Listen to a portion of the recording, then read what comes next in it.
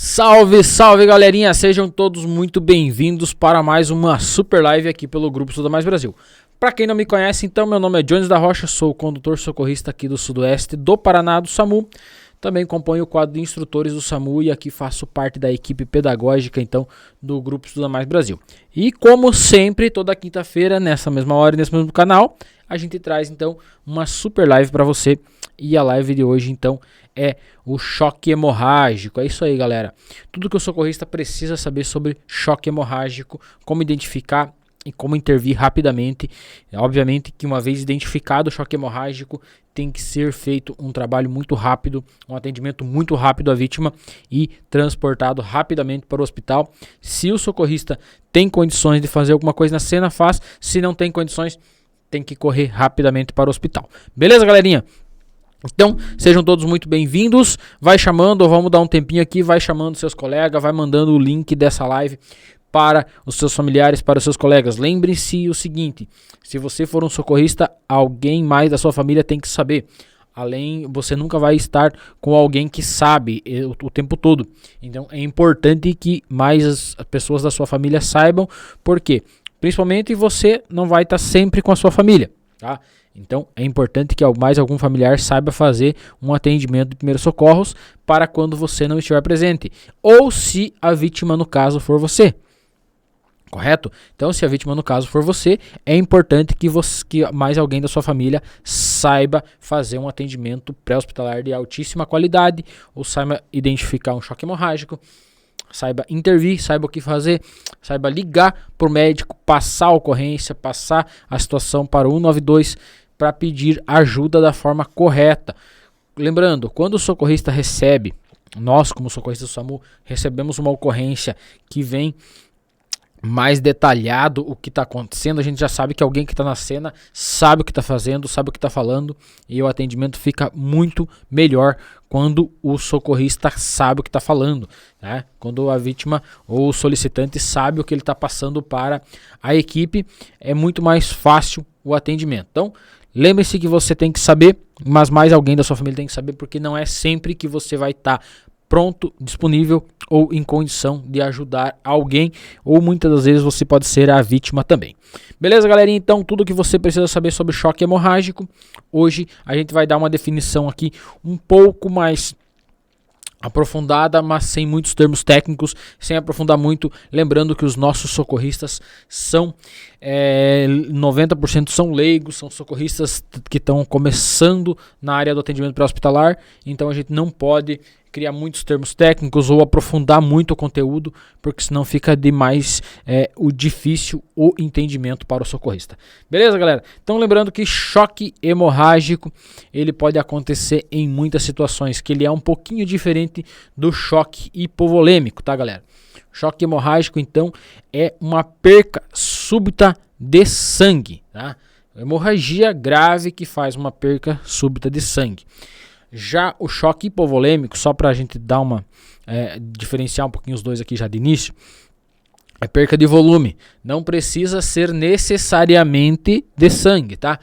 Digamos uma pessoa que está com diarreia e vômito por um dia inteiro, 2 ou até 3 dias, ela está em choque, ela pode entrar em choque hipovolêmico, perca de volume, perca de líquidos. Ela não se reidrata e só perde líquidos.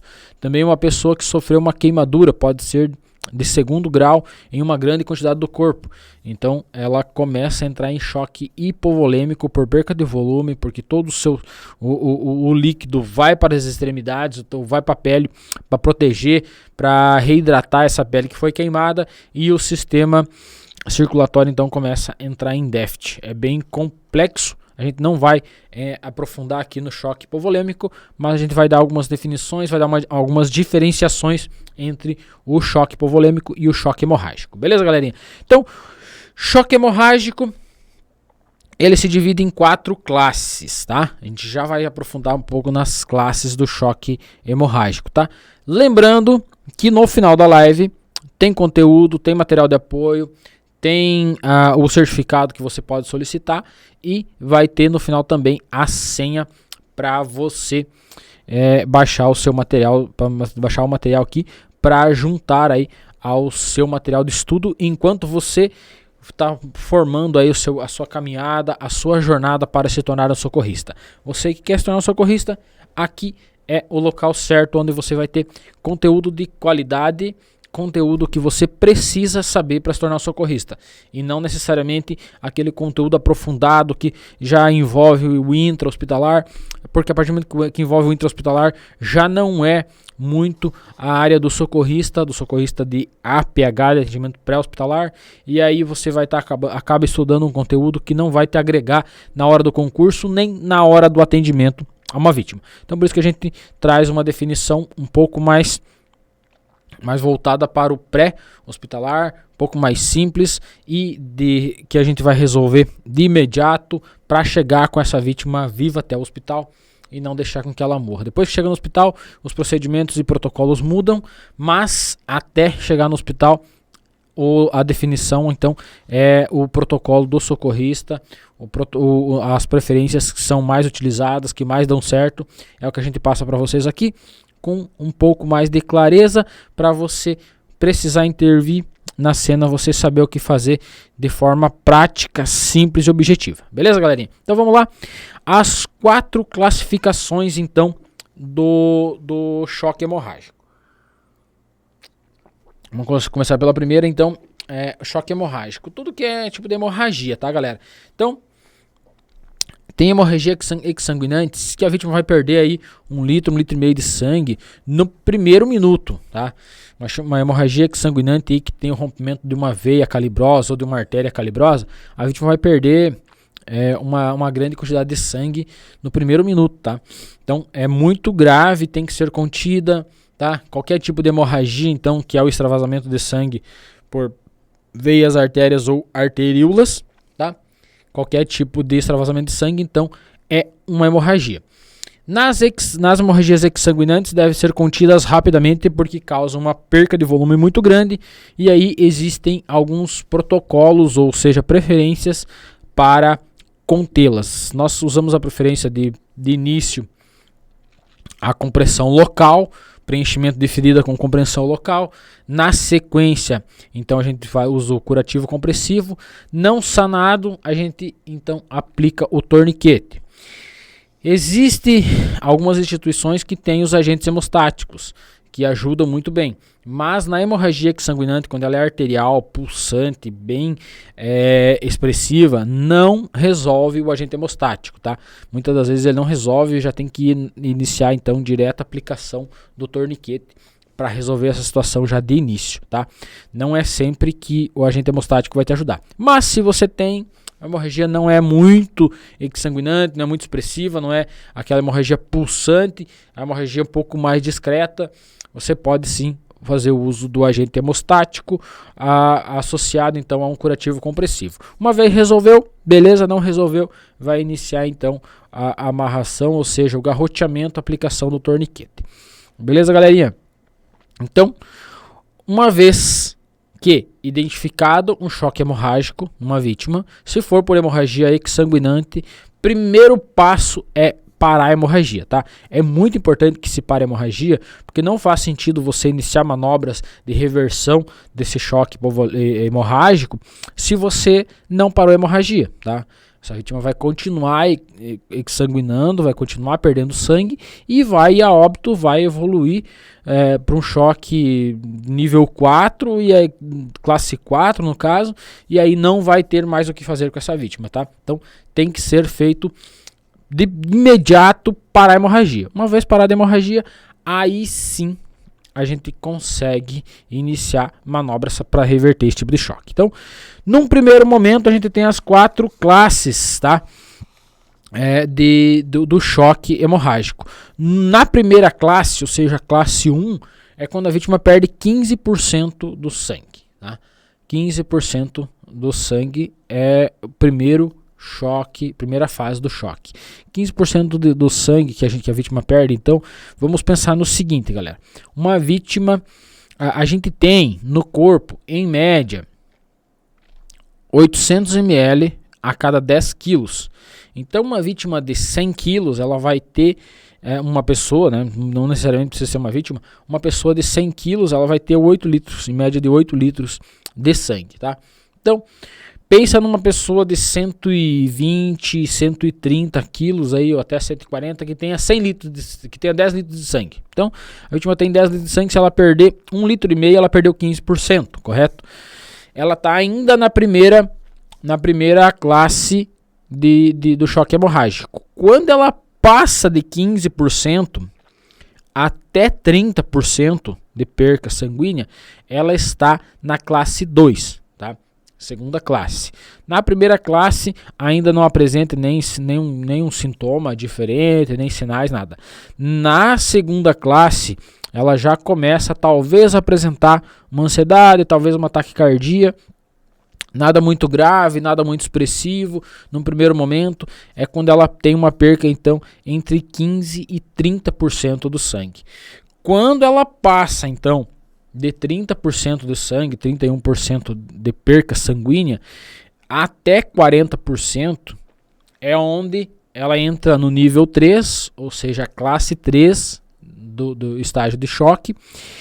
E aí sim ela começa a apresentar muitos outros sintomas. Aí estão associados de início, né, para nós socorristas, o que é mais claro de início, porque a gente não falando agora de uma situação intra-hospitalar, falando realmente do pré-hospitalar, de um atendimento em um acidente de trânsito, tá?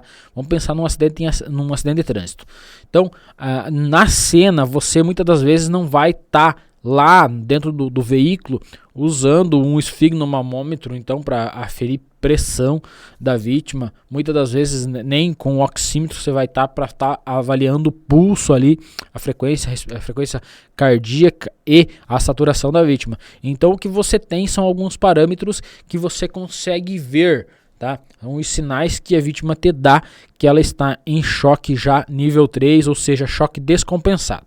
Então o que é o choque exatamente? O choque descompensado é quando há uma perca sanguínea até 30%, evoluindo já de 30% a mais de 30% do volume sanguíneo, e a vítima passa para choque descompensado, que é quando o coração para, então, o organismo para de enviar sangue para as extremidades, para os órgãos abdominais, para os membros, e segura apenas para o pulmão, o coração e o cérebro. Quando ele segura, concentra esses restos de sangue que falta, que seja ali 70% do sangue, ele segura então para coração, pulmão e cérebro, a vítima entra na fase de choque descompensado, já é do nível 3 evoluindo para o nível 4. Então, os principais sinais que a vítima dá é pele úmida, fria e pegajosa, tá? A pele fica gelada, você pega na pele da vítima, no braço, na mão, enfim, a pele parece que está pegando numa cobra, ela fica gelada mesmo, fica úmida, fica pegajosa, tá? A vítima começa a apresentar palidez, então cianose nas extremidades. A perfusão dessa vítima fica acima de 2 segundos. O que é a perfusão, galera? A perfusão é quando você aperta em cima da unha da vítima e o preenchimento capilar demora mais de 2 segundos, tá? Então, com uma vítima normal, se vocês fizerem esse teste em casa, agora na mão de vocês, você aperta então a unha, ou seja, a unha do minguinho, você aperta, quando você solta, em menos de 2 segundos, ela fica vermelhinha de volta, fica rosinha, volta o preenchimento capilar em menos de 2 segundos.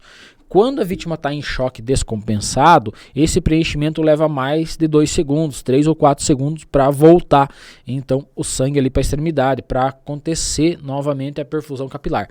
Então é um sinal de que está chegando pouco sangue ou quase nada nas extremidades. Então é sinal de choque descompensado já. Nesse momento a vítima também apresenta ansiedade, taquicardia e tal. Então eu já até vou mostrar os slides aqui para vocês, só para vocês entenderem. Então tá aqui de início uma definição, uma hemorragia que já está sendo aplicado um curativo compressivo, tá? Na hemorragia, choque hemorrágico também conhecido como choque hipovolêmico. Então já dei a definição para vocês lá do que é o choque hemorrágico e o choque hipovolêmico, né? Choque hemorrágico, perca de sangue, choque hipovolêmico, perca de volume, tá? Os dois são graves, são situações de emergência, são divididos então o choque tanto hemorrágico quanto hipovolêmico dividido em 4 classes, tá? Sintomas do choque hemorrágico, então, vamos lá para os sintomas aqui do choque hipovolêmico. Também no choque hipovolêmico, então, pode se apresentar algumas dessas situações, bem como no choque hemorrágico. Dor de cabeça constante, que pode ir piorando. Nessa situação da dor de cabeça constante, veja bem, se a gente está com uma vítima de trauma, a dor de cabeça é o de menos nesse momento ali. O trauma que causou um choque hemorrágico é o de menos nesse momento. Então, dificilmente o socorrista vai conseguir identificar isso, a vítima vai conseguir falar que está com dor de cabeça nesse momento. Cansaço excessivo e tontura. Muitas das vezes você vê ansiedade, a vítima está cansada ali, pouco tonta. Como é um trauma, a gente está fazendo um protocolo de trauma, então de início você não vai conseguir, a não ser que a vítima fale que está sentindo tontura. Senão dificilmente a gente vai conseguir perceber a tontura na vítima. Náuseas e vômitos, muitas vezes a vítima que sofreu um acidente de trânsito, enfim, ela está com náuseas, está com vômitos, muitas das vezes por nervosismo, muitas das vezes talvez um TCE associado. Então de início, náuseas e vômitos não são um sinal já de choque hemorrágico. Pode ser, mas não de início é considerado já um choque hemorrágico. Então, pele muito pálida e fria. Então, aquela associação da pele úmida, pálida, fria, pegajosa. Então, aí sim é sinal de choque hemorrágico, é sinal de que não está havendo uma perfusão tecidual nessa condição aí. Confusão, muitas das vezes a vítima apresenta confusão mental, só que a confusão mental também pode estar associada então ao TCE, pode estar associada a uma hipóxia, talvez a vítima ficou com a via aérea obstruída ou desmaiada por algum momento, apresentou uma síncope, e aí essa confusão pode estar presente. Até mesmo a confusão mental pode estar presente por causa do acidente mesmo. A vítima teve um choque pós-traumático, ela fica, algumas partes do atendimento ali, ela acaba esquecendo, então ela apresenta essa confusão. Também não pode levar já de consideração o choque hemorrágico, que a gente pode levar em consideração já de início aqui do que eu falei para vocês, a pele úmida, fria, pálida, pegajosa. Isso sim é considerado já de início certeza de choque hemorrágico, tá? Nos demais aqui pode apresentar sim, mas nem sempre é sinal 100% de choque hemorrágico. Dedos azulados, então a cianose nas extremidades, sensação de desmaio geralmente, né, pode estar associado também com outros fatores, mas se não tiver outros fatores associados, pode sim fazer parte então dos principais sintomas. E aí o pulso rápido e fino, rápido e fraco. Pulso rápido é taquicardia, a presença então da dificuldade do choque hemorrágico, diminui o fluxo sanguíneo, o coração acelera para aumentar então a perfusão tecidual, bem como para o coração, pulmão e cérebro. Então está associado também o pulso. Nesse momento, a gente pode verificar pulso na vítima e perceber que o pulso está rápido. Mas pode estar associado com a dor, né? O pulso está acelerado por causa da dor, por causa do esforço que a vítima está fazendo. Ali dentro do veículo, muitas das vezes não consegue sair, está associado aí com fraturas e tal. E aí o pulso, obviamente, vai estar acelerado, vai estar mais rápido, tá? Agora, quando o pulso tá rápido e fraco, então já é um sinal ali que está sendo já um alerta que pode estar se apresentando então um quadro de choque hemorrágico. Então, em muitos casos de choque hipovolêmico pode ser fácil de identificar, especialmente a hemorragia se for visual. No entanto, em caso de hemorragia interna, esses sinais podem ser mais difíceis de se detectar. Então veja bem, quando há uma hemorragia sanguinante que é externa, que a gente está vendo, é fácil identificar. Chegou lá, tem uma poça de sangue, a vítima já está com a pele fria, úmida, pegajosa e tal. Então, há sim, ali de início, uma grande probabilidade de ter um choque hemorrágico nessa vítima já de início. Agora, quando a hemorragia é interna, é um pouco mais difícil de identificar. E aí a gente tem que observar sinais. Então, onde a gente vai observar aqueles sinais lá que eu falei para vocês. Possíveis causas. Existem inúmeras causas, né? Então, no choque hipovolêmico, aqui já que a gente iniciou a definição ali, dando uma separada nos dois, normalmente surge quando há uma hemorragia provocada por perca excessiva de sangue. Também, perca excessiva de líquidos está relacionado a choque hipovolêmico. O hemorrágico está relacionado exatamente e diretamente com a perca excessiva do sangue.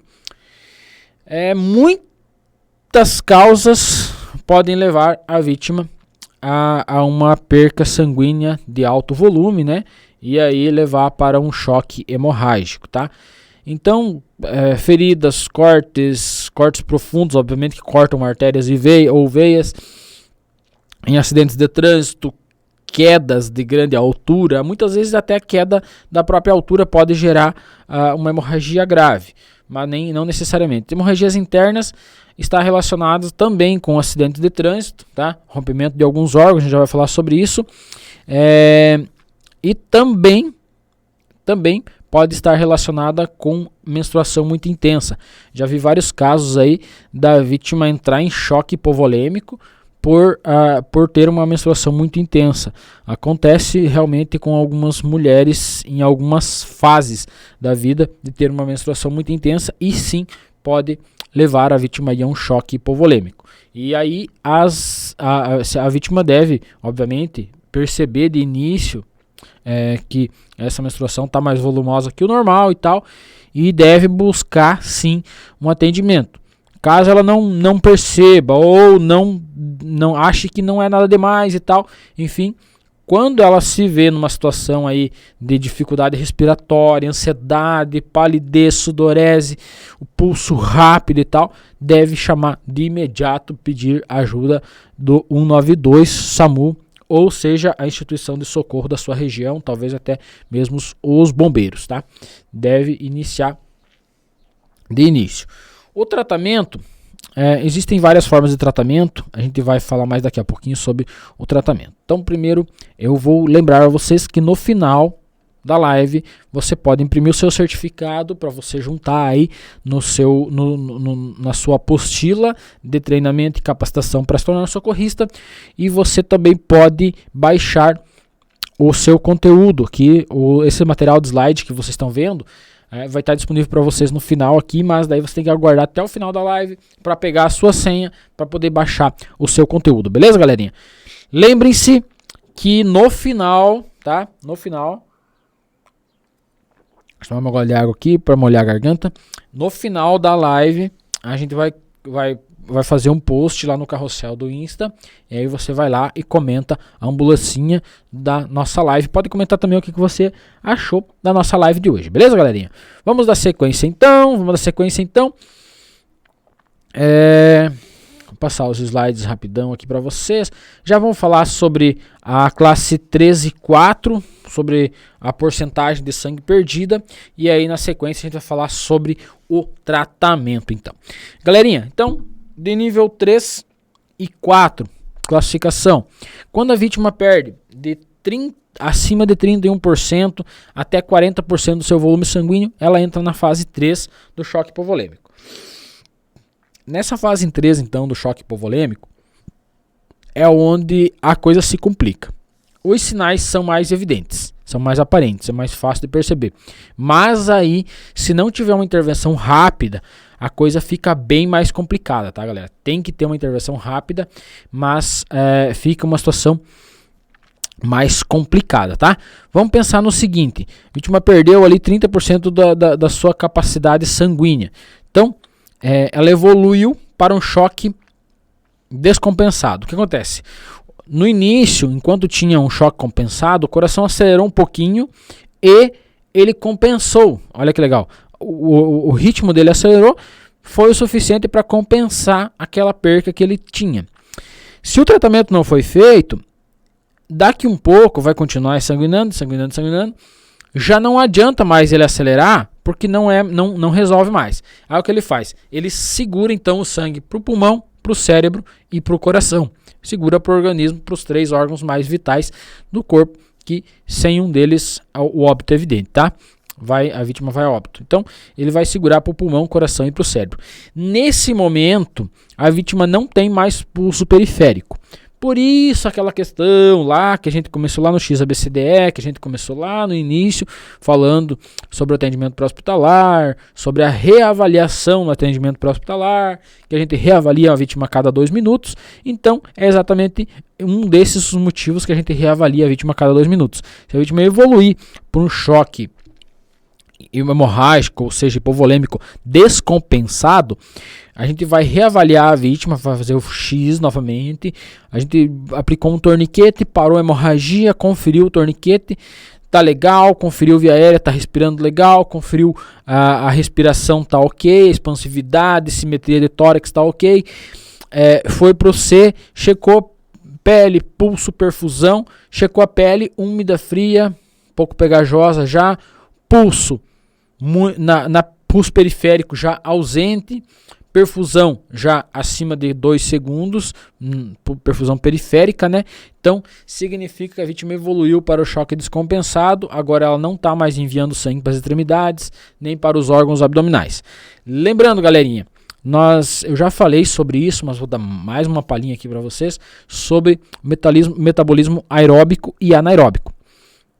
Então, o que acontece? No metabolismo anaeróbico é quando não chega oxigênio nas extremidades, o sangue não está sendo irrigado com oxigênio, tá? Ou não está havendo circulação, aí não há perfusão, o oxigênio não chega, tá? Em algumas partes do corpo. Então, nesse momento que a vítima está em choque descompensado, o sangue está chegando apenas para o coração, o pulmão e o cérebro. Então, esses 3 estão sendo irrigados. Mas os tecidos, pele, músculo, ossos das extremidades, dos braços, das pernas, do abdômen, os órgãos abdominais não estão recebendo oxigênio. Tá? Não está havendo circulação, automaticamente, uma vez que não há circulação, não chega oxigênio. Então eles evoluíram para o metabolismo anaeróbico, que é quando não chega oxigênio nas extremidades. Ou não chega porque não tem na via aérea, a via aérea por algum motivo não está entrando sangue, não está entrando oxigênio no sangue, ou é porque o sangue não está chegando, tá? Uma vez ou ele chega sem oxigênio ou ele não chega. Então não há uma boa perfusão nesse tecido. Então, está ali em um metabolismo anaeróbico. Os tecidos, pele, músculo, ossos e tal, eles aguentam de 4 a 6 horas, tá? Sem receber oxigênio, bem tranquilo. Já os órgãos abdominais, eles só aguentam de 45 a 90 minutos em um metabolismo anaeróbico. Então, assim, uma vez que a vítima evoluiu para um choque descompensado, eu só tenho 45 minutos para reverter esse choque descompensado. Porque se eu não reverter isso, vai começar a falência de múltiplos órgãos. Até 90 minutos depois que entrou em choque descompensado, todos os órgãos abdominais vão morrer. Começa a falência dos rins, baço, fígado, enfim, tudo começa a parar. E aí depois que eles morrerem, não tem mais o que fazer. É aquela história da falência de múltiplos órgãos. Então, uma vez que eu identificar um choque descompensado, eu tenho que saber que eu tenho 45 minutos para começar a perder órgãos abdominais. Então, eu tenho 45 minutos para fazer uma intervenção ótima, de altíssima qualidade, para reverter esse choque descompensado.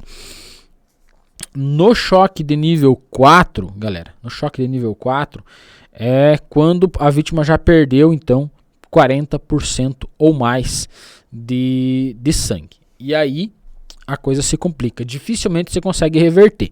Só vai conseguir reverter se, nesse caso, vamos dizer que a gente identificou lá um possível choque lá na fase 2, na sequência evoluiu para 3, mas a gente já estava deslocando para um hospital de referência.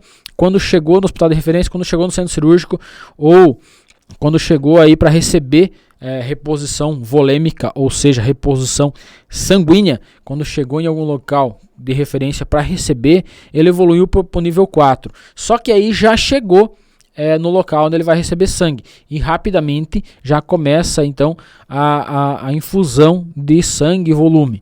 Aí pode ser que ainda dê tempo de reverter. Em algumas situações dá, em algumas não dá mais tempo de reverter, porque a vítima já perdeu 40% da sua capacidade sanguínea. Então, caso se complica, fica muito mais grave, fica muito mais difícil, mas ainda há uma chance sim de ser revertida. Agora, se a vítima evoluiu para o nível 3, o socorrista fez bolacha na cena, comeu mosca, não viu que a vítima estava em choque descompensado. Aí deslocou para o hospital, levou mais 5 minutos para deslocar para o hospital, já fazia 5 na cena que a vítima estava em choque descompensado, levou 5 para chegar no hospital, já são 10 minutos, levou mais 10 minutos no hospital, levaram para perceber que estava em choque descompensado, já são 20. Essa vítima só tem 25 minutos aí para começar a morrer os órgãos abdominais, começar a falecer os órgãos abdominais.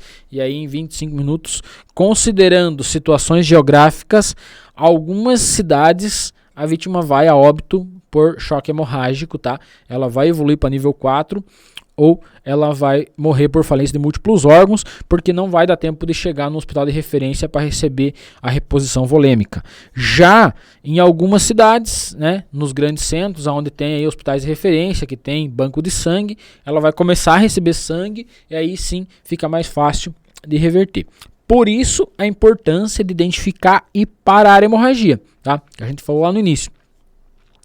Identificar e parar a hemorragia. A gente já vai falar sobre isso no tratamento, tá? No tratamento a gente vai falar também sobre como parar, identificar e parar a hemorragia e iniciar o tratamento da reposição volêmica. Então, bem tranquilo, na classe 1, onde a vítima perde apenas 15% do sangue, na classe 2 ela perde de 15% a 30% de sangue, na fase 3 é onde ela evolui para o choque descompensado, na 1 e na 2 apenas o coração acelerando um pouquinho ali, ele consegue compensar a perca de volume, a perca de sangue.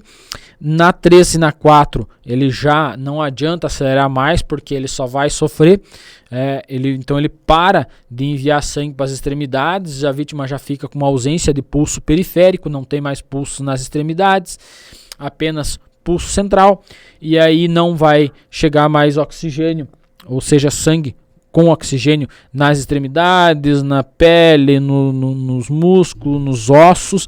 Mas isso não é um problema, porque eles aguentam, né, até de 4 a 6 horas em um metabolismo anaeróbico. Já quando a vítima, está em choque descompensado, os órgãos abdominais, eles começam a entrar em falência, então a partir de 45 minutos. E aí sim o caso se complica. A partir de 45 minutos aí começa a falência de múltiplos órgãos. Então, essa é a importância de identificar rapidamente e iniciar o tratamento rapidamente de uma vítima de choque hemorrágico, principalmente se ela evoluir para o choque descompensado. O importante é não deixar evoluir. Mas se evoluir, paciência, vai ter que entrar então com uma reposição volêmica rapidamente para repor então essa perca de volume. E nós nas ambulâncias Bravos do SAMU, bem como nas ambulâncias alfas do SAMU, a gente não tem sangue, então não vai ter como infundir sangue. A gente tem o Ringer lactato, que é um ótimo componente então para infundir na vítima, para repor volume e ajudar no tratamento aí e evitar a evolução para o choque hemorrágico descompensado. Mas ele não é sangue, ele se mistura muito bem com sangue, ele é um soro rico em vitaminas e componentes que ajudam, né? Se mistura muito bem com sangue, mas ele não é sangue, então vai precisar repor sangue. Então vamos dar sequência aqui então nos nossos slides.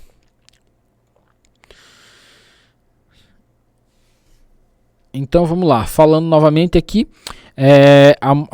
uma das principais, ou seja, a principal causa morte nível de mundo, e não falando a nível de Brasil, a nível de mundo é o choque hemorrágico, tá galera? O principal causa de morte é o choque hemorrágico. Em N situações, em perfuração por arma de fogo, perfuração por arma branca, traumas, acidente de trabalho, acidente de todo quanto é tipo, enfim, a principal causa morte é sim o choque hipovolêmico, ou também conhecido ou o choque hemorrágico. Beleza, galerinha? Dando sequência então, quando a vítima então perde 1/3, tá, do total do seu total de volume, aí a coisa se complica, o que significa aproximadamente então 40% do volume sanguíneo. A partir do momento que ela perder 30%, ela já evolui para o choque descompensado e na sequência chegar a 40%, dificilmente ela vai ter chance de sobreviver. Então, esse slidezinho na tela aí para vocês é uma imagem da aplicação de um torniquete, que faz parte agora então da onde a gente vai entrar, que é nos tratamentos do choque hemorrágico, ou o início dele, para não deixar acontecer, e se acontecer o que a gente vai fazer, tá bom? Deixa eu tomar mais um golinho de água aqui. Relembrar vocês, galera, que no final, tá? No final vai ter senha. Você vai poder baixar então esse material para você juntar na sua apostila aí, para você juntar no seu material de estudo na sua jornada então para se tornar socorrista. Lembrando que também você vai poder imprimir o certificado dessa aula, tá, galera? Então no final vai ter a senha, você pode ir lá com a senha, baixar o material, arquivar aí no seu computador, num pendrive, enfim, ou até mesmo imprimir esse material para você montar a sua apostila de estudos aí para se tornar um socorrista, beleza, galerinha? Também imprimir o seu certificado. E no finalzinho vai ter o post lá no carrossel, você vai lá no Instagram e vai comentar a ambulancinha, também comenta o que você achou da nossa live de hoje, beleza, galerinha? Vamos dar sequência então, eu vou deixar isso aqui eu vou deixar para depois, então, galera. Então, aproveita e faça um printzinho aí da tela, galera. Faz um printzinho da tela para você guardar então a imagem aí desse torniquete e também a imagem do Dionis aí na telinha do celular de vocês, para depois vocês comentar lá também. Beleza, galera? Pode me marcar lá no Instagram de vocês, que eu sempre compartilho as imagens de vocês, os stories de vocês. Só um pouquinho aqui, vamos dar sequência então. Galerinha, nos primeiros socorros. Só deixa eu me localizar aqui. Beleza.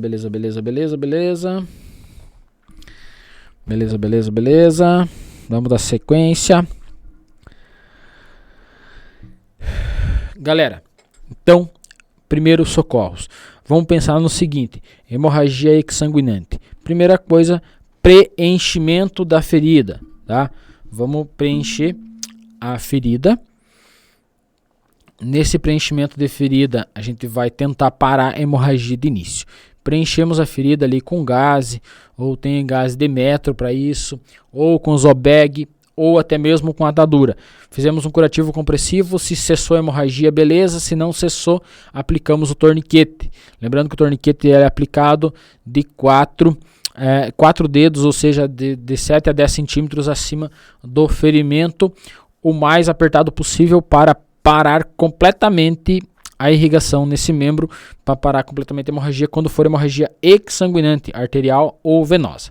Beleza? Então, uma vez parada a hemorragia, vamos continuar avaliando essa vítima para evitar que ela entre em choque descompensado. Lembrando que quando ela entra em choque descompensado, a pele fica úmida, fria e pegajosa, não temos mais pulso periférico, a perfusão fica acima de 2 segundos, a vítima fica com dificuldade respiratória, começa também a apresentar confusão mental, ansiedade, e aí é um sinal claro de choque descompensado, já lá no nível 4, quando já passou a perca sanguínea de 30% de sangue e está evoluindo para 40% da perca sanguínea.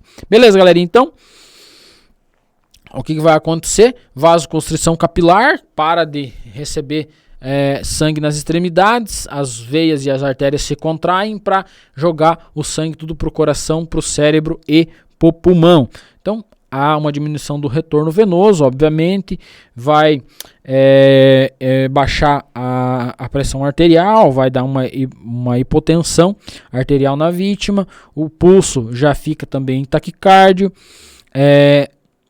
entra em metabolismo anaeróbico as extremidades e o abdômen, os órgãos abdominais entram em metabolismo anaeróbico e aí acontece a acidose. A acidose é muitos ácidos, ou seja, esse sangue, como ele não chega com com oxigênio, não está circulando ali, não está tendo uma boa circulação, as células começam a morrer, começam a liberar muitas toxinas, essas toxinas vão ficar no sangue, o sangue vai ficar ácido, acontece a acidose e a vasoconstrição periférica não deixa com que esse sangue circule adequadamente. Então, de início, é um quadro hemorrágico, um quadro de choque descompensado hemorrágico.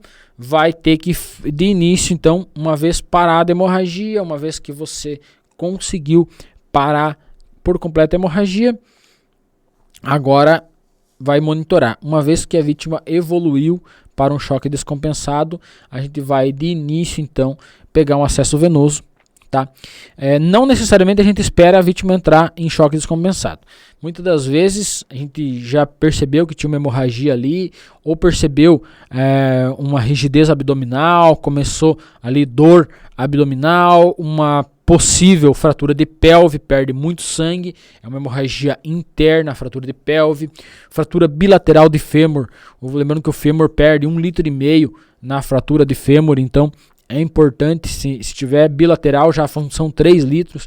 Numa vítima que tem 10 litros, ela já está perdendo 30%. Então, numa vítima que pesa 100 quilos, aí, que tem em média 8 litros de sangue, ela vai ter fratura bilateral de fêmur ali, se não for imobilizado rapidamente, entrado com protocolo de Transamin ou ácido transnexânico, que é para diminuir a hemorragia, ela vai ter uma perca de 1,5 litro em cada fêmur. 1,5 litro em cada fêmur são 3 litros, já é 40% do volume sanguíneo dessa vítima que ela vai perder ali, já vai evoluir para o choque descompensado nível 4.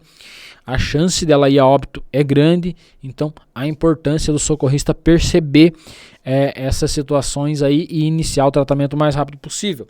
Então, nós temos aí hoje nas nossas ambulâncias o ácido transnexânico, que é conhecido também como Transamin, que ele é um coagulante que diminui a hemorragia.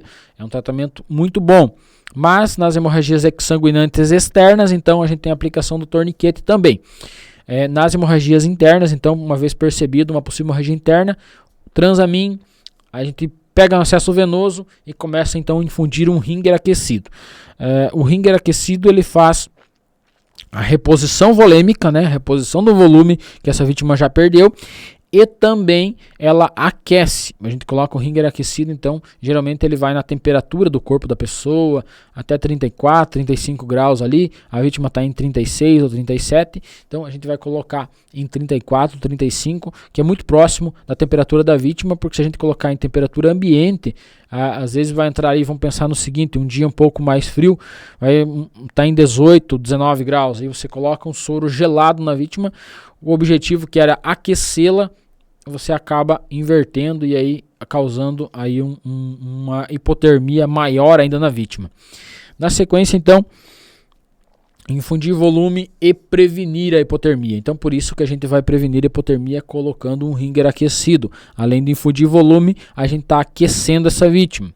Tá? Uma vez aquecida essa vítima, então, com o volume, a gente também vai colocar o Transamin para parar a hemorragia interna ou até mesmo hemorragias externas que já foram controladas.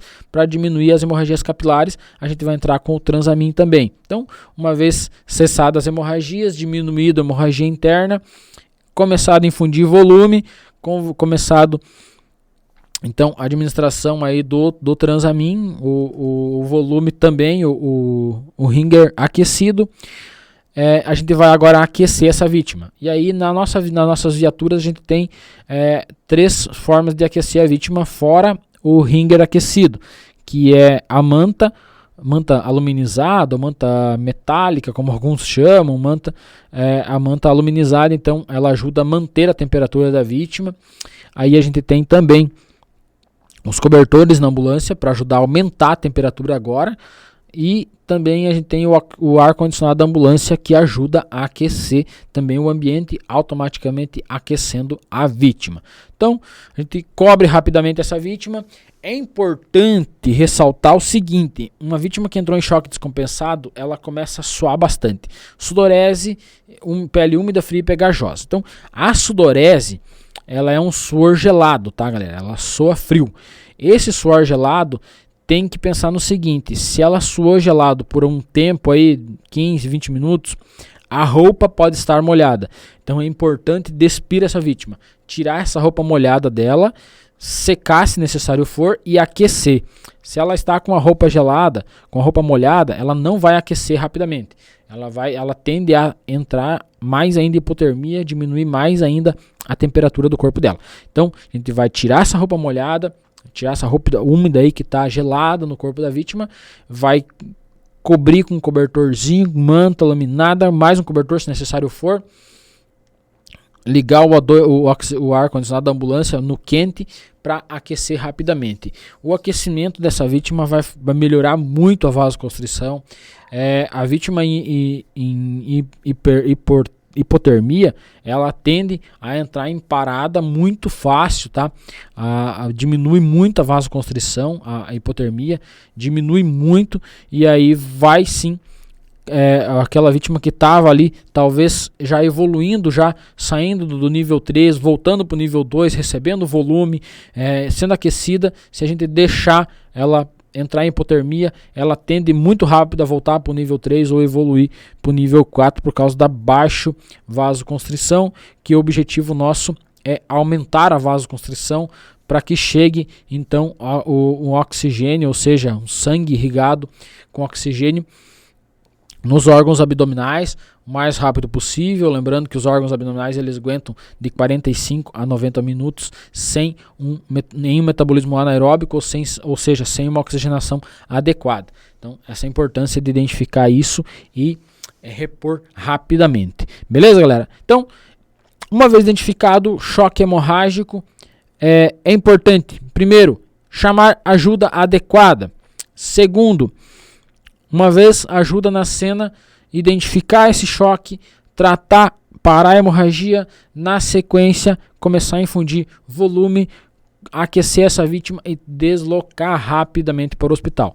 Não tem muito o que se faça na cena se a hemorragia for interna. Se a hemorragia for externa, parar a hemorragia. Aplicação de torniquete, se necessário for, se com apenas um curativo compressivo, preenchimento de ferida e curativo compressivo, ou até mesmo agentes hemostáticos, resolver, beleza. Se não, a aplicação do torniquete. Beleza, galera? Então, lembrando, no final da aula, você que quer se tornar socorrista, você que tem objetivo, você que tem um sonho de se tornar socorrista, baixa o conteúdo aqui, baixa o material de apoio, esse material que vocês estão vendo aí, que é excelente, os slides, então, elaborado então pela equipe aqui, agora pela Tainá, pelo Lucas, pelo Gustavo, todo mundo empenhado aí para fazer essa super live para vocês.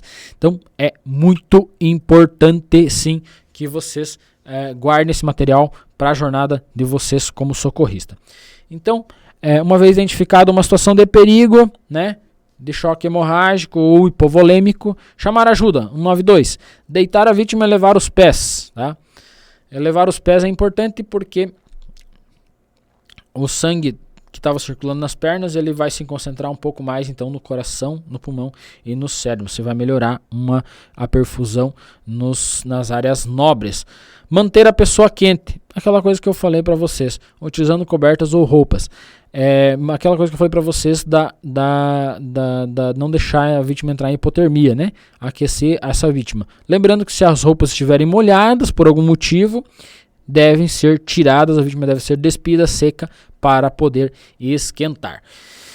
Então, caso de feridas sangrando, é importante parar a hemorragia, utilizar um pano limpo, fazendo pressão sobre o local. Então, para se minimizar a perda de sangue e dar mais tempo para a equipe médica quando chegar no hospital. Então, aquela coisa que eu falei para vocês desde o início, que é agilidade no atendimento, identificar rapidamente o que está acontecendo e agilizar o atendimento. Então, último slide, o nosso logo então do Grupo da Mais Brasil, e muito obrigado pela atenção. É isso aí, galerinha. Vamos voltar lá então para nossa super live. Vamos voltar para o nosso conteúdo. Lembrando, galera, eu vou fazer um resumo agora, tá? Lembrando, Deixem as perguntas de vocês aqui embaixo. Mandem as perguntas de vocês pra gente, que a gente vai responder vocês, tá bom? Não agora, não nessa live, a gente não vai responder, mas na sequência, assim que possível, a gente vai responder todas as perguntas de vocês. Beleza, galerinha? Vamos conferir então. Deixa eu só conferir uma coisa aqui e a gente já vai dar sequência então na nossa super live. Top, galerinha. Vamos fazer uma revisão, tá? Rápida de tudo aquilo que eu falei para vocês, mas lembrando, galera, não deixem de baixar o seu material. Você quer se tornar socorrista, galera? Material top demais, simples, tá? Sem muitos termos técnicos, para você que está iniciando agora. Nosso objetivo, nossos alunos são alunos que estão começando agora, não são médicos, não são enfermeiros, alguns já são técnicos de enfermagem, outros estão se formando socorrista. Então, nosso objetivo é trazer um conteúdo claro, um conteúdo objetivo, para que ele se torne um socorrista, para que ele se forme como socorrista, para que quando ele for fazer um concurso público, para trabalhar numa instituição, esse concurso seja muito mais fácil para ele, porque ele vai ter um conteúdo simples, explicado de forma clara, objetiva e simples. Não adianta eu vir aqui passar um conteúdo complexo, aprofundar no porquê dos porquês, falar sobre células, como que elas agem quando há uma baixa perfusão e tal, porque isso não vai cair em prova, tá, galera? E isso não vai ajudar o socorrista. Ele precisa saber o que fazer e como fazer e saber aplicar, tá? Não adianta ele saber na teoria aprofundado, um negócio muito complexo, se na hora de fazer, de identificar um choque hemorrágico ele não consegue identificar. Então, tem que saber identificar, pedir ajuda correta e tratar rapidamente, saber parar uma hemorragia rapidamente, saber pedir ajuda rapidamente e não necessariamente saber tudo o que vai acontecer depois. Se é uma coisa lá do intra-hospitalar, a gente não se apega a isso, a gente não trabalha com isso. Nosso objetivo é pré-hospitalar, manter a vítima viva até chegar no hospital, depois o médico se vira. Lembrando que se o básico não for bem feito, o avançado não fará diferença. Por isso que a gente tem que fazer o básico muito bem feito, chegar com uma vítima redondinha no hospital, feito todo o procedimento melhor possível. Uma vez feito isso, a chance de sobreviver dessa vítima é muito grande. Não adianta eu pegar uma vítima com hemorragia sanguinante e sair correndo para o hospital. Eu vou chegar em 2 minutos no hospital, mas esses 2 minutos ela está perdendo sangue. E aí ela já chega em choque descompensado. Então é melhor eu parar, aplicar um torniquete, pedir ajuda, levar 10 minutos para chegar no hospital. Se eu levar 10 minutos para chegar no hospital com a vítima que eu parei a hemorragia, apliquei um torniquete de alta qualidade, fiz uma compressão de alta qualidade, resolvi o problema ali na hora, eu posso levar 10, 15, 20 minutos para chegar com essa vítima no hospital, mas eu chego com ela estabilizada. Agora, se eu levar 2 ou 3 minutos para chegar com ela ensanguinando, eu vou chegar lá com uma vítima já vazia, sem volume ou em choque descompensado, e aí toda aquela situação que eu falei para vocês aí, da gravação do choque descompensado, já está em menos de 10 minutos aí, a vítima já está num choque descompensado, sendo que eu poderia ter evitado isso com a aplicação do torniquete, ou um preenchimento de ferida, um curativo bem complexo, bem aplicado e resolvendo lá na cena. Então, não é necessariamente juntar e sair correndo, mas sim aplicar o correto na cena e agilizar o atendimento, o deslocamento dessa vítima. Beleza, galerinha? Vamos fazer um resuminho então do que eu passei para vocês. Lembrando, baixe o material. Assim que terminar a live, você vai baixar o material. Eu vou passar a senha para você, você vai baixar o material. Vai colocar na sua apostila que você está montando aí de estudos para se tornar um socorrista, para alcançar teu objetivo na sua jornada para se tornar socorrista. Você vai baixar também o seu certificado, vai mandar os seus dados para a Andressa vai confeccionar o certificado e vai mandar para vocês, beleza? Então, no final, você vai lá, vai printar nós aqui, vai printar a nossa aula, vai marcar o Grupo Estuda Mais Brasil, vai marcar a Tainá, o Lucas, o Felipe, o Gustavo, vai marcar eu, vai marcar todo mundo, vai marcar seus amigos, vai mandar os links para os seus amigos aí assistir. Lembrando que essa live fica durante uma semana disponível para você assistir quantas vezes você quiser, até você decorar tudo que a gente está passando aqui. Eu acho bacana quando o aluno pega assim, ó, e imprime o material, assiste a live, imprime o material, como alguns fazem, que eu já vi, imprime o material, depois ele assiste várias vezes a live e vai anotando cada slide ali, ele vai anotando, fazendo as anotações conforme ele vai lembrando, vai revendo a live, vai aprendendo e vai anotando, para depois quando ele for lá ler a sua apostila, tá tudo anotadinho, tudo que ele imprimiu, mais as anotações ali, tudo legal, é top, é material assim que o socorrista deve ter na sua jornada para se tornar um socorrista. Era assim que eu fazia e funciona muito bem, tanto que eu passei em primeiro lugar para se tornar socorrista aqui do SAMU do Sudoeste do Paraná, e com 10 meses de socorrista eu já era instrutor de APH e hoje tenho uma bagagem bem legal já aí de atendimentos e de instruções. Então vamos fazer um resuminho, galera. Você quer se tornar socorrista, segue as nossas orientações que vai funcionar, você vai conseguir com toda certeza, beleza? Bora lá então, galera, bora lá, molhei a garganta novamente, vamos fazer um resumo. Vou passar os slides novamente aqui pra gente fazer o resumão, beleza, galera? Então, definição de choque. Definição de choque hemorrágico, diminuição súbita do volume sanguíneo. Choque volêmico, hipovolêmico, diminuição súbita de volume, ou seja, de sangue ou de líquidos. Então, também conhecido como o choque hemorrágico, também conhecido como choque volêmico, é uma das situações de emergência provenientes de trauma. Muitos vítimas morrem porque ninguém consegue identificar o choque hemorrágico ou o choque hipovolêmico no trauma. Tá? É muito grave isso, tem que identificar. É dividido em 4 classes, então. As 4 classes são: primeira classe, quando a vítima perde até 15% do volume sanguíneo. Segunda classe, quando ela perde entre 15% e 30% do volume sanguíneo. Classe 3, quando ela perde mais de 30% até 40% do volume sanguíneo. E classe 4, quando ela evolui de 31% para 40%. Mais de 40% de perca de volume sanguíneo ou de líquidos quando se falamos em choque hipovolêmico, beleza, galera? Sintomas então do choque hemorrágico. Os sinais e sintomas que a gente consegue perceber então no choque hemorrágico: de início, pele úmida, fria, pegajosa, perfusão periférica a mais de 2 segundos, o pulso fino e rápido. Quando entrar em choque descompensado, então acima do nível 13,4, entre nível 13 e 4, choque descompensado, a vítima já não vai mais ter pulso periférico, tá? A gente não vai mais conseguir checar pulso aqui radial, apenas pulso central. Se eu chequei pulso radial na minha vítima, não tem. Chequei pulso central, tem. Então essa vítima evoluiu já para um choque descompensado, aquela situação que eu falei para vocês: vasoconstrição, acidose nos tecidos, pele, pulso, músculo. Agora a perfusão parou nos membros, parou no abdômen. A vítima está em choque descompensado, já está em metabolismo anaeróbico no abdômen, nos membros superiores e inferiores. Apenas o coração, o pulmão e o cérebro estão recebendo sangue.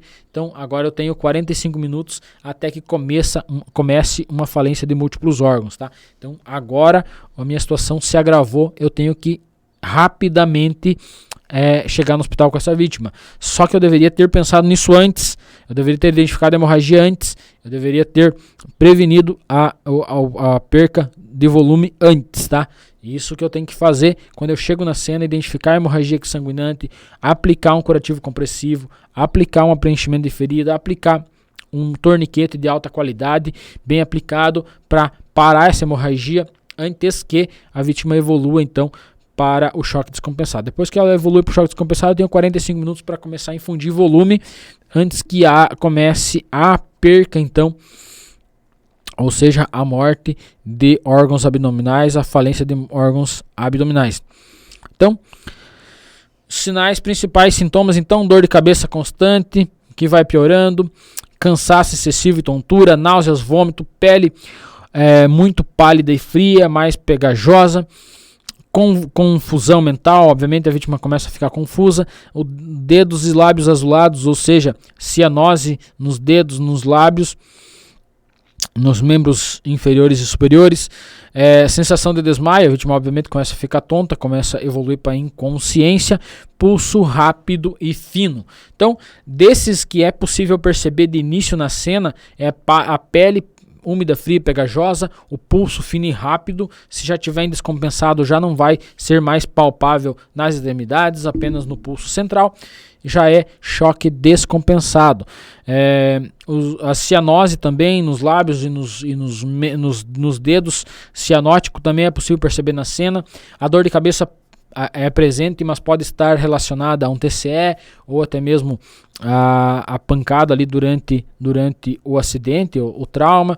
Cansaço excessivo e tontura, muitas das vezes também está associado a um pneumotórax, alguma coisa do gênero. Náuseas e vômitos podem estar associados ao uso de bebida alcoólica, abuso de drogas ou até mesmo ao nervosismo por causa do acidente. Então, confusão mental é muito normal em acidente e não é obrigatório, não obrigatório, faz parte do choque hemorrágico, e a sensação de desmaio também não necessariamente faz parte, mas uma vez que tenha qualquer uma dessas situações, deve-se se atentar e já acende uma luz amarela, um alerta para ficar ligado num possível choque hemorrágico ou hipovolêmico. Então, em muitos casos, o choque hipovolêmico pode ser fácil de identificar, especialmente se a hemorragia for visível. Aquela situação da hemorragia visível, estou vendo o sangue saindo, então tenho que parar rapidamente essa saída desse sangue. E se for hemorragia interna, é mais difícil de eu detectar, mas lá no C, quando a gente faz o XABCDE, a gente vai avaliar a pele, pulso, perfusão, abdômen e pelve. Então, abdômen está lá um pouco rígido ou com distensão baixo ventre, ou fratura de pelve, sinal que a vítima vai evoluir para um choque rapidamente. A cavidade pélvica, até que ela encha de sangue e se apresente, é muito sangue, a vítima já vai estar em choque descompensado. Então, uma vez identificado a possível fratura de pelve, deve ser imobilizada, fechado o mais rápido possível, deve ser pego um acesso o mais rápido possível, deve ser então começar a infundir volume o mais rápido possível, bem como protocolo de controle de hemorragia, nosso caso aqui, que a gente tem na nossa região aqui, o transamin, ácido tranexâmico, para cessar ou diminuir pelo menos essa hemorragia até a chegada no hospital. Bem como em fratura bilateral de fêmur, também é necessário que se aplique então o protocolo de hemorragia o mais rápido possível. Nas hemorragias exsanguinantes externas, a gente então já sabe, porque a gente está vendo o sangue sair ali rapidamente, vai fazer o protocolo. Nas possíveis causas, então, perca excessiva sanguínea, podendo acontecer devido a N situações, tá? Traumas, tiro, facada, enfim, acidentes de trânsito, acidente de carro, de moto, de bicicleta, acidentes de trabalho com máquinas agrícolas, é muito frequente acontecer. Então, amputação de membro, corte, laceração de membros, onde há uma hemorragia exsanguinante sempre excessiva, muito complicada. Então, o tratamento, então, é sempre feito a reposição de volume, repor volume rapidamente, para que não chegue, então, numa perca de 40% de volume, que aí fica bem mais complicado. Geralmente, eles não conseguem mais reverter. Quando chega em 40% da perca de volume, fica mais difícil. A vítima entra em choque descompensado, já nos 30% da perca, já fica difícil pegar acesso venoso, fica difícil o volume que você coloca, já tem que cuidar, não pode colocar muito para não encharcar a vítima, não pode colocar pouco porque precisa reverter o quadro. Por isso vai depender também muito da localização geográfica, se essa vítima vai chegar rapidamente no hospital que tenha sangue ou se não, se vai demorar. Então tudo isso tem que ser levado em consideração para iniciar um tratamento rapidamente.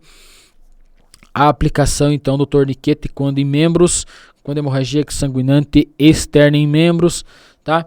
Chamar ajuda rapidamente, uma vez identificado um choque hipovolêmico ou identificado uma hemorragia exsanguinante ou choque hemorrágico, chamar ajuda imediatamente. Deitar, então a vítima, é importante que a vítima esteja deitada e com os pés elevados para melhorar a oxigenação em cérebro, pulmão e coração. manter então essa vítima aquecida, aquecer rapidamente, tirar se necessário for as roupas molhadas ou geladas que tiverem no corpo da vítima e aquecer rapidamente com cobertores, manta. Tem até em algumas instituições ou quem quiser comprar particular, bolsas, que são umas bolsas que aquecem a vítima, são umas embalagenzinhas que tem um composto químico que você esmaga, esse composto químico, há uma reação química dentro dessa bolsa e ela começa a esquentar, então você coloca nas axilas, no pescoço, nas mãos, na parte então genital da vítima e nos pés para fazer um aquecimento rápido. Quando a vítima está então em uma situação, vamos pensar no seguinte, longe, no meio do mato ou longe do socorro, essas bolsas de aquecimento ajudam muito para manter essa vítima aquecida. Mas lembrando, tem que parar a hemorragia ou cessar da melhor forma possível.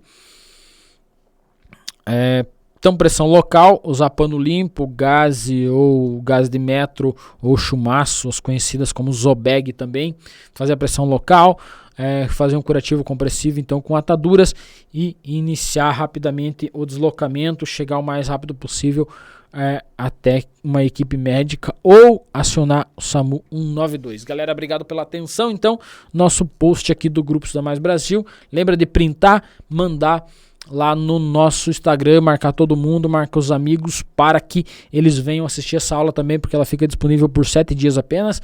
Na próxima semana, na próxima quinta, a gente vai tirar essa live do canal e vai colocar a nova, beleza, galera? Então, lembra de ir lá, lembra de printar, lembra de chegar lá e comentar lá no nosso post agora, depois que a gente sair da live, lá no carrossel, comentar nossa ambulancinha lá no post, beleza, galerinha?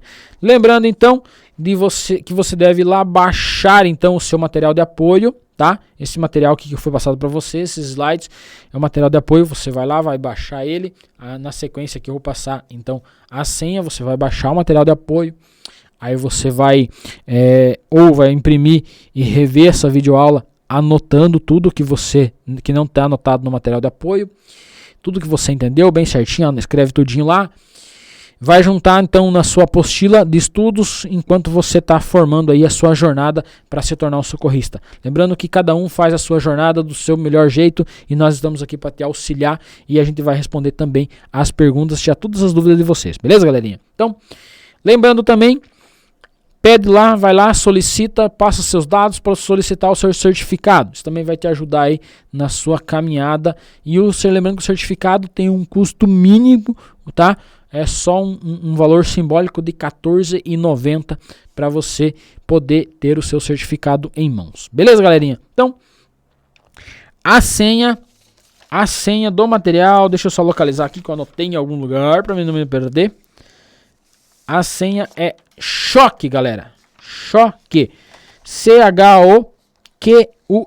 Choque. Senha do material de apoio, então, é a palavra choque. Tudo minúsculo, sem acento, sem nenhuma gracinha. Só ir lá, digitar, baixar o seu material, imprimir ou baixar aí no seu notebook, no seu celular e deixar guardadinho aí para te ajudar durante a sua jornada para se tornar um socorrista. Beleza, galera? Então, lembre de sair daqui agora, ir lá no nosso carrossel e comentar ambulancinha no post e também comenta lá o que você achou da nossa videoaula. Beleza, galerinha? Vamos dar encerramento então à nossa live de hoje. Beleza, galera? Grande abraço. Obrigado pela atenção. Obrigado, Tainá, que está aqui escondidinha. Gustavo, Lucas, Felipe, toda a equipe do Grupo Estudar Mais Brasil que está ligadinho aqui conosco também, acompanhando, nos auxiliando aqui na Super Live. Tem uma equipe que trabalha aqui atrás, galera, para que vocês não estão vendo, estão atrás das câmeras, mas tem uma equipe trabalhando aqui. A Andressa já está esperando os dados de vocês para começar a confeccionar os certificados, beleza? Então, pede lá seu certificado, baixe seu material de apoio, guarda no seu material para você se tornar um socorrista aí, vai te auxiliar bastante junto na sua apostila e vai estudando cada vez que você tem um tempinho. Lembra de rever essa videoaula, lembra de mandar para os seus colegas aí, para os seus amigos, para os seus familiares, essa videoaula aí de como identificar, tratar um choque hemorrágico no atendimento pré-hospitalar. Beleza, galerinha? Muito obrigado. Vamos encerrando por aqui. Até na próxima quinta, nessa mesma hora e nesse mesmo canal. Valeu!